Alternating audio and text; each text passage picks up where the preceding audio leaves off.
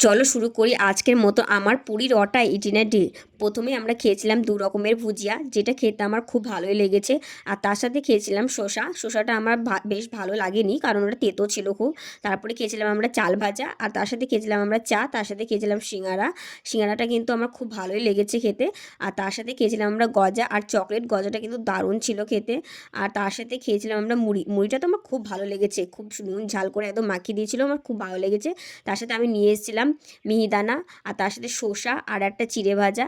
আর এদিকে দেখছি জায়বু নিয়ে এসেছে একটা কোল্ড ড্রিঙ্কস, আর তার সাথে এদিকে আমাদের জন্য রুটি তরকারি আর একটা প্যাটিস এনেছিল। প্যাটিসটা আমার দেখতে যতটা সুন্দর লাগছিল দেখতে, খেতে কিন্তু একদম টেস্টি ছিল না, মানে কোয়ালিটি হিসাবে অতটাও ভালো ছিল না। আমি তো একদম বাজে বলবো, আমার একদম ভালো লাগেনি, একদম মুখ বাদ হয়ে গেছিলো আমার।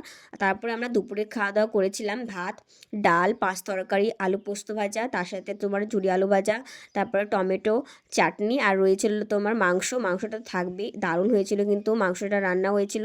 তারপরে খাওয়া দাওয়া শেষ করার পর আমরা বাইরে এসে আমরা একটু করে জোয়ান খেয়ে নিয়েছিলাম। আর রাত্রের দিকে আমরা সমুদ্রে যাওয়ার আগে খেয়েছিলাম একটু করে চা, তারপরে খেয়েছিলাম সমুদ্রে যেয়ে ওখানে এক মোমো খেয়েছিলাম। মোমোটা কিন্তু দারুণ, ওখানকার আমার দারুণ লেগেছে পুরীর মোমোটা খেতে।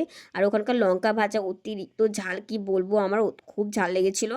আর ওখানে খেয়েছিলাম মাংসর চপ, আর এই একটা ভুট্টো দিয়ে কি জানি না আমি এটার নাম, কিন্তু অতটাও বাজে ছিল খেতে, আমার ভালো লাগেনি। তারপরে ওটা খাওয়ার পর আমরা চলে গেছিলাম ফুচকা খাওয়ার জন্য, তারপরে একটু কফি খেলাম। কফি খাওয়ার পর এখানে ম্যাগি খাওয়ার জন্য এসেছিলাম, ম্যাগিটা আমার তো খুব ভালোই লেগেছে। আর এখানটায় আমরা একটা বিস্কিট খেলাম, বিস্কিট খাওয়ার পর আমরা বাড়িতে এসে মানে হোটেলে এসে ওখানটা তোমরা খেয়েছিলাম যে যার মতো রুটি খাচ্ছে, আর আমরা খেয়েছিলাম রুটি মাংস আর ভাতও ছিল, কিন্তু আমরা রুটি আর মাংস খেয়েছিলাম। মাংসটা কিন্তু দুর্দান্ত হয়েছিল, আমার তো দারুণ লেগেছিলো।